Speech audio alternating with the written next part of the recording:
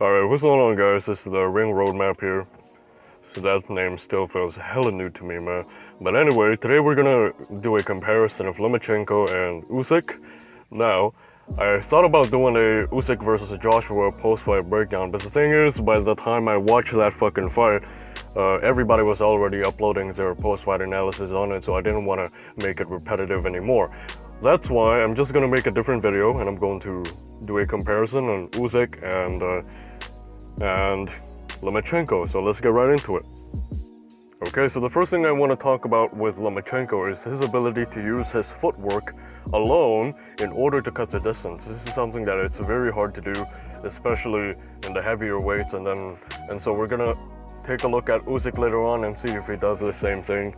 But if we look at Lomachenko, he has the ability to really use this gallop entry to his advantage, and what he's gonna do here is he'll basically use his feet to close the distance without even throwing a punch. Okay, so if you look at this first, he's gonna take this forward gallop. If you don't know what a gallop is, you can just look it up. Okay, so he's gonna take that forward gallop. He's gonna shift a little bit to the right, not too much, not like 180 degrees, but he's gonna shift a little bit to the right side, and then he's gonna shoot this left hand right there. So let's see another one. Let's make this very quick, guys, because I didn't want to bore you guys out. So here's the second one, gallop entry once again. So here he's gonna do that gallop as he punches. So as you can see here, he's gonna punch. Now he finds himself very heavy on the front foot. So what he's gonna do is he's gonna take that forward gallop in order to bring himself back on balance. And then as a result here, he gets to reset it very quickly, okay? Let's look at another one. He's gonna take that same gallop step, as you can see here. He's gonna bring his feet together. Now, because the back foot moves forward so much, it's so close to the front foot that all the front foot can do now is to move forward, okay? And it's one of the most fundamental rules that is not mentioned enough. Every movement of the back foot must correspond to the movement of the front foot. And this is something that I advocate, this is something that I teach. If you are in my Patreon, which is, there's 5 at the moment, so if you want to check it out, go ahead. But this is something that I teach there very often, okay? He's gonna do that gallop entry. So let's see that one more time, boom. He gets to cut the distance without even punching. All he has to do is take that forward gallop, and his opponent doesn't even notice it. Why is that? Because they are so focused on the punch that may come, they don't even get to look at the feet of Lomachenko, okay?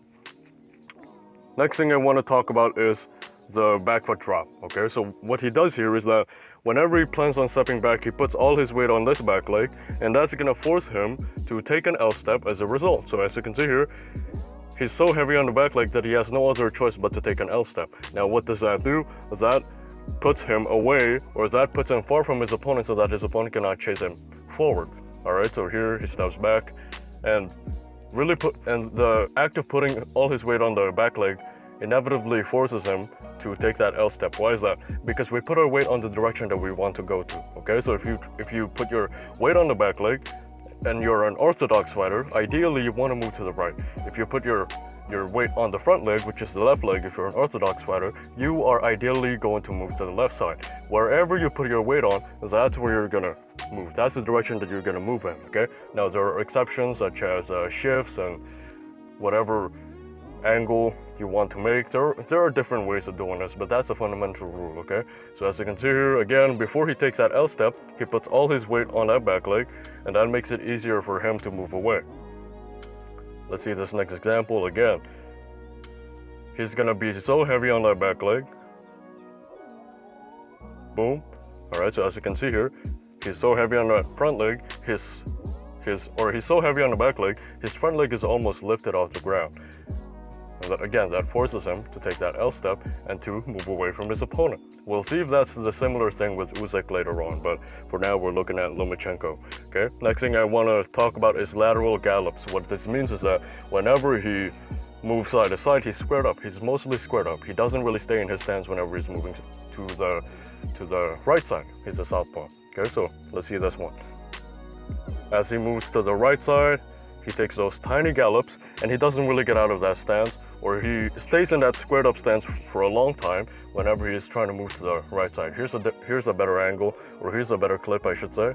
He's gonna again move side to side, and as you can see here, he always keeps his eyes on his opponent.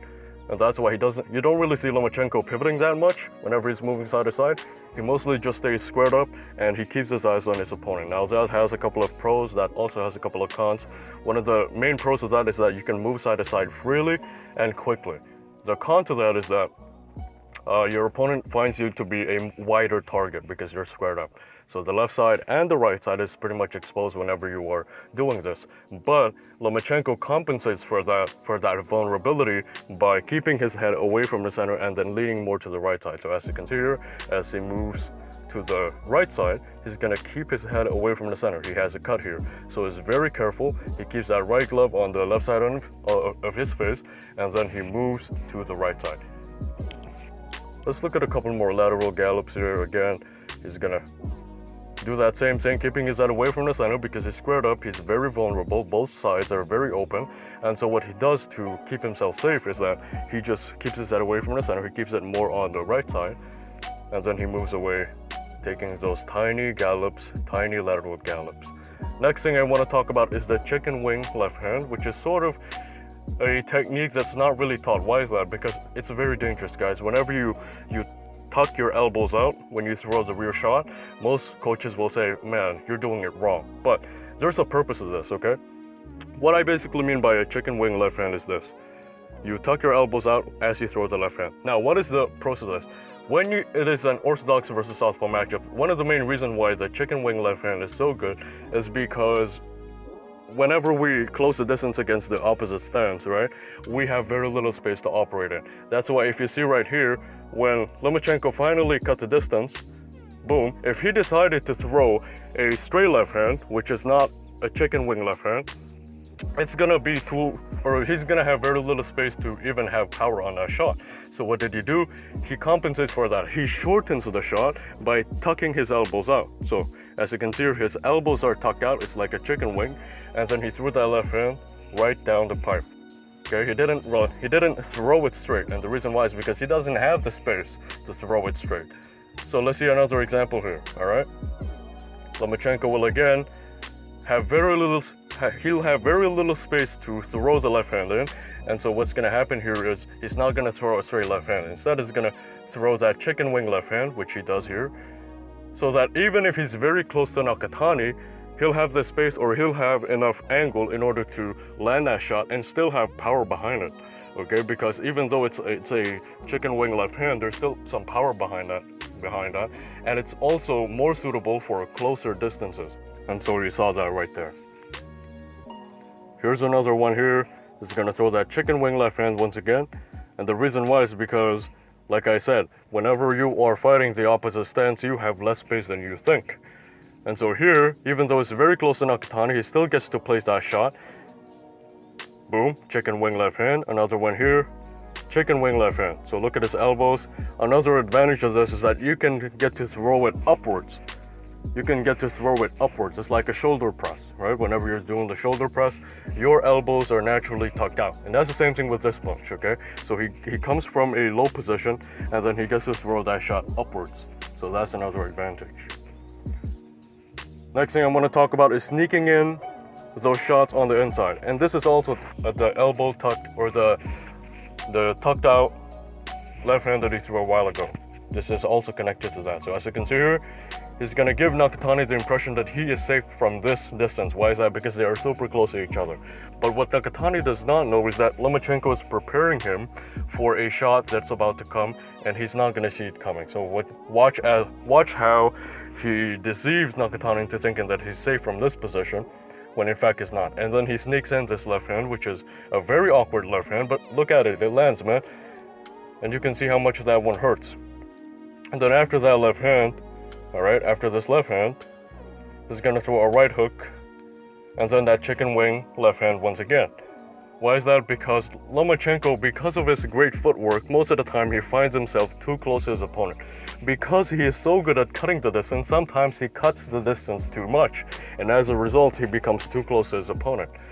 And because of that, he needs to find some angles and he needs to find some ways in order to still land those punches, even if he doesn't have a lot of space to land those shots, alright? So let's see this last clip here before we move on to Alexander Usyk.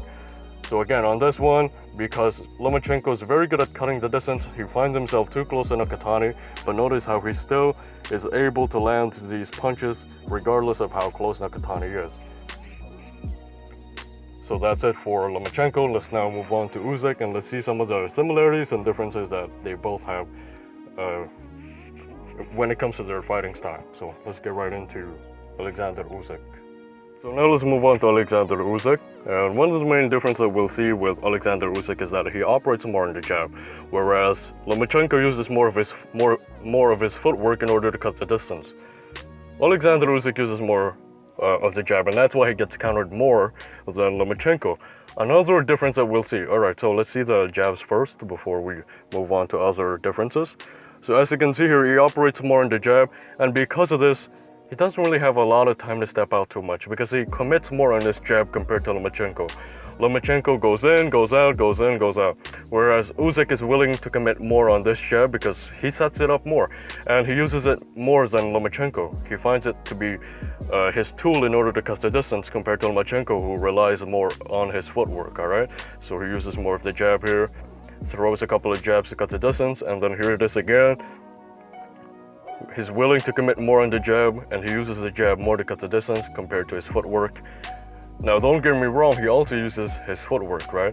Every single punch has a corresponding footwork that goes with it. And so that's why, although Usyk has footwork, it is really his jab which is the main key to him getting closer to his opponent and then cutting the distance as well.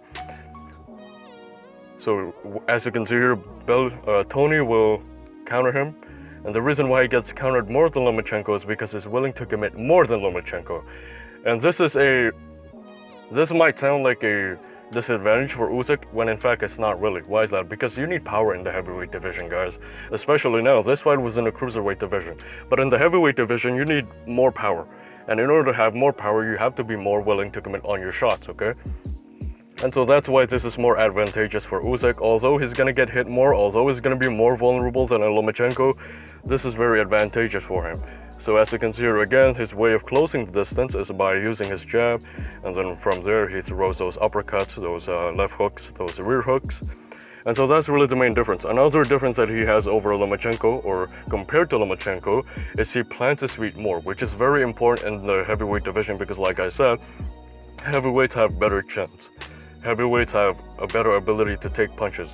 And so if you are not willing to plant your feet, now of course there are exceptions, right? Muhammad Ali, different outboxers, Tyson Fury, they don't need to plant their feet. Why is that? Because they're not really looking to knock their opponent out. But for a guy like Usyk, who is gifted with footwork, who is gifted with punching ability, you know, don't waste that, man. Don't waste that by being a outboxer who doesn't really know how to commit on his shots. He has to commit. And so that's what I really like about Usyk. He knows how to plant his feet. He knows how to throw those power shots. He knows how to operate off of the jab, and he doesn't just rely on his footwork to look good and to look pretty. He knows how to punch.